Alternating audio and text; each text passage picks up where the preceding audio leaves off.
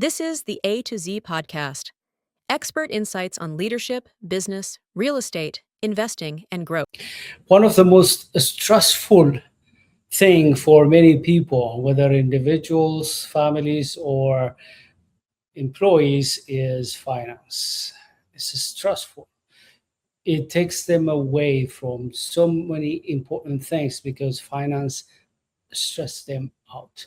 To overcome that, we provide financial wellness workshops for groups, teams, and we help them to understand about finance and how they should be able to take care of their financial situations.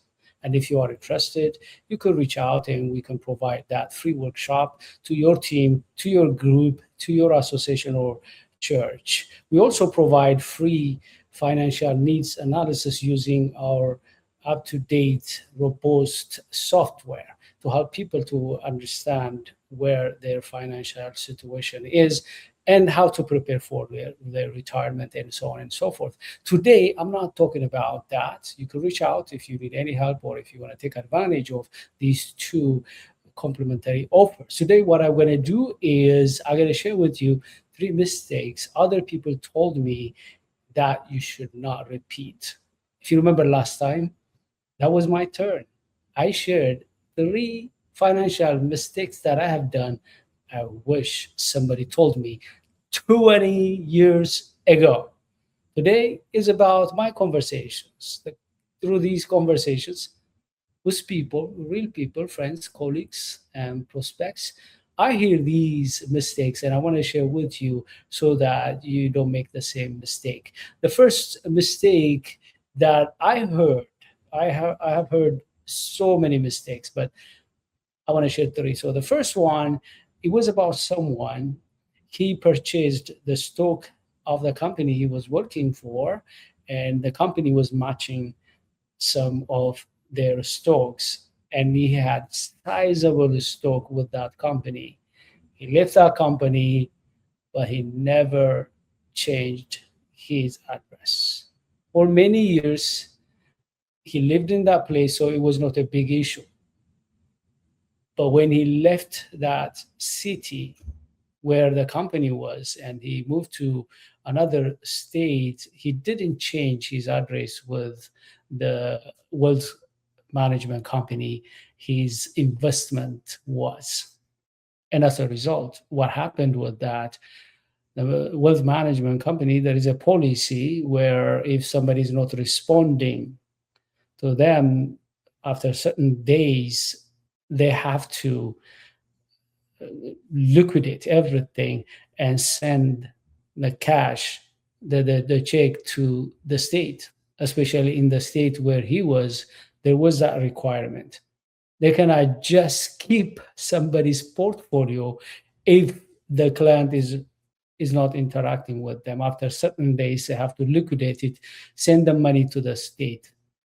In that case, this guy, he remembered he had stocks with his former employer and he used to get reports, but at one point he was not getting reports, especially when he relocated. And he was concerned, what happened to my portfolio? He reached out to the company and he heard this bad news. They told him, look, we liquidated your portfolio. We are bound by the state law and we send the money to the state. And they instructed him how to contact the state. He called to the state. He told them, look, I just learned that you got my money, and I don't know why it was liquidated. They told him, look, there is a law, we cannot do anything about it. But what we can do is, if you verify who you are, we could be able to return you the money. And he verified. The process was very, very, very boring and very burdensome. He passed through that and he got the check. Now he had to pay tax on it, stuff like that. One thing that comforted him was when he bought the stock, it was like 13, 14, 15, $17. After 10 or 15 years, it became like $90 per stock when they sold it. And he was like, okay, fine. I didn't lose anything. I actually benefited some money. But he didn't want to sell the stock because this is a very important company. And he knows the stock of that company going to continue to increase. And when he told me this story a few weeks ago, guess what?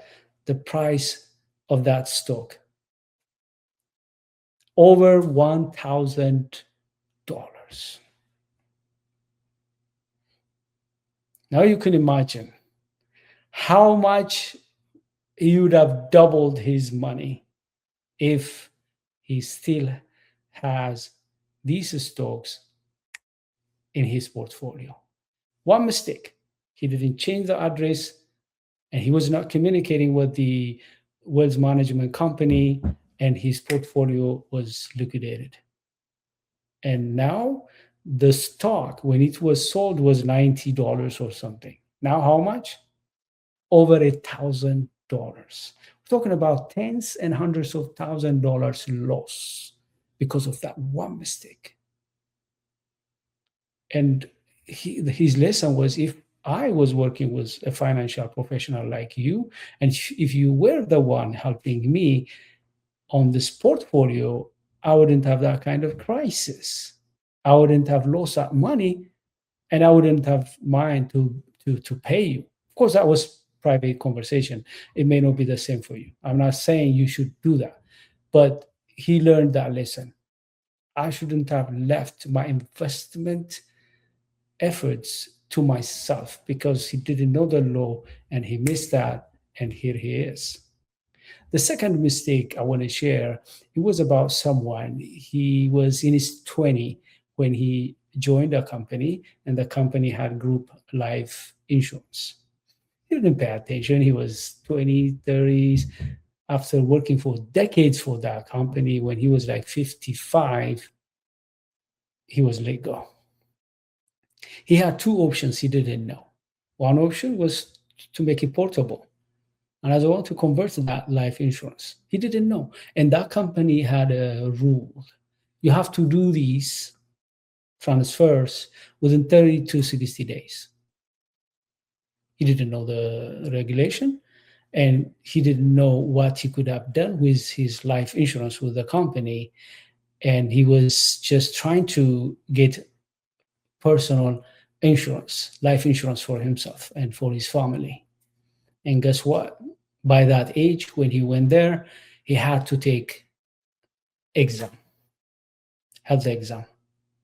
And they found out that he has some sicknesses, and he couldn't be able to find. By the time when we were talking, he couldn't find a life insurance company to take him because of his age and because of the health condition he was in. But if he took advantage of, for example, made the conversion, most probably one of the features would be he don't need to take the health exam. Who knows? But he didn't know all of this. And another option would have been to get that personal life insurance on the side together with the company's group life insurance. He didn't know all of that. And that mistake led him into that position where he was struggling to get a life insurance company to insure himself and his family. The sad thing is, even if they accept him, you can imagine how expensive it's gonna be. The lesson is, are you insured? If you are insured, are you sure this is gonna be a long-term one? And if it is from a company and a group life insurance, you want to know the features so that when you leave the company, you should be able to take advantage of those features of that group life insurance. The third and final mistake I want to share with you, which I heard from other people, it's about someone he just called 15 years ago.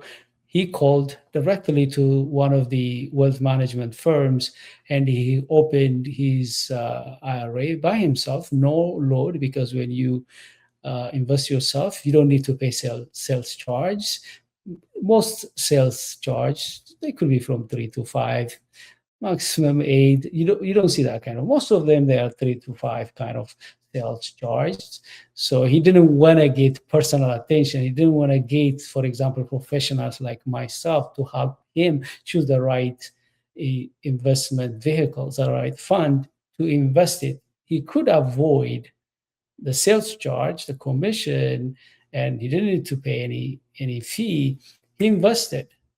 When he told me how he did it. I called them and I told them I want to open an IRA. They said, okay.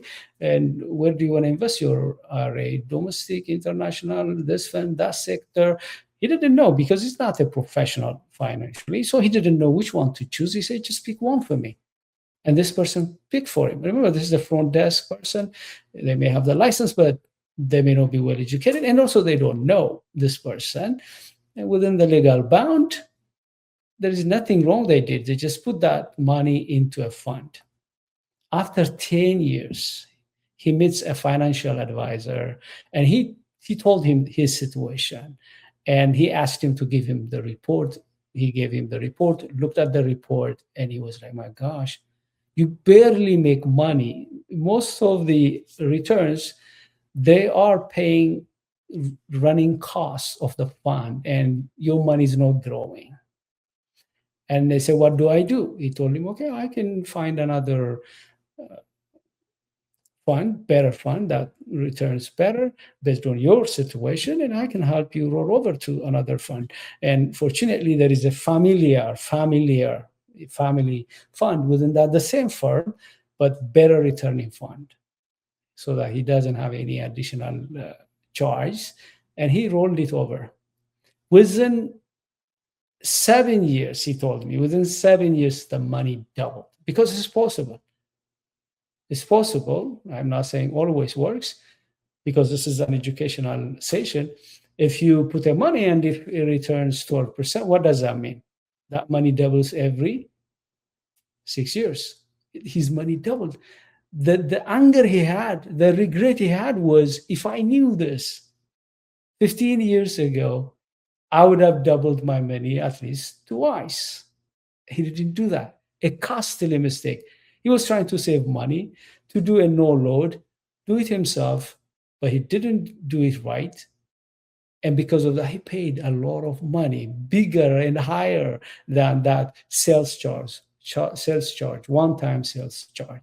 The point is this: if you want to invest, you have to be savvy. You have to know what you're doing. If not, of course, you can choose just to pursue your own investment, but you need to know also there could be some cost you may pay if you don't get the proper financial advice. In conclusion, we all make financial mistakes, investment mistakes, but we need to learn from our mistakes. Most importantly, we need to learn from other people's mistakes. We don't need always to make mistakes and learn from our own mistakes.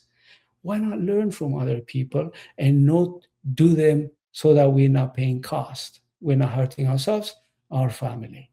In this case, I shared 3 stories. One, somebody didn't know the state regulation and they didn't change their address when they moved.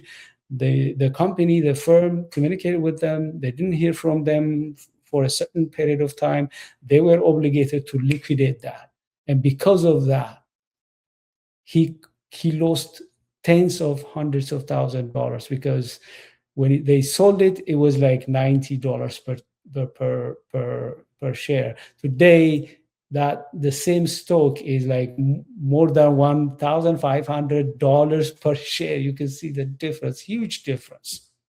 The second mistake I shared with you is about life insurance. The person thought they have life insurance for life. And they thought they have the life insurance even if they leave the company. That was not the case. And because of that, they had health issues. They have to be examined. And many life insurance companies were not interested to take that person, even if they have taken it by now. you can imagine the premium, the expensive premium that the person should pay. And the third one was about deciding not to use financial advisory just to save some sales charge, commission charge. And that mistake, at least for that person, was very costly.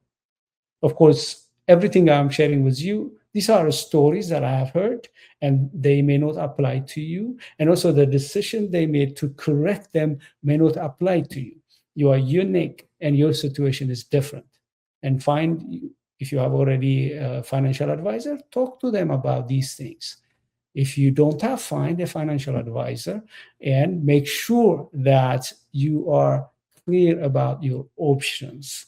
Make sure that you're not paying unnecessary prices that are going to affect you, affect your family. If you have any question, or if you want to learn more about these and other financial issues, or if you want to get advantage of the financial wellness workshop for your team, or if you want to take the individual family financial needs analysis based on your financial situation, risk level, and using our software, reach out. We're going to support you.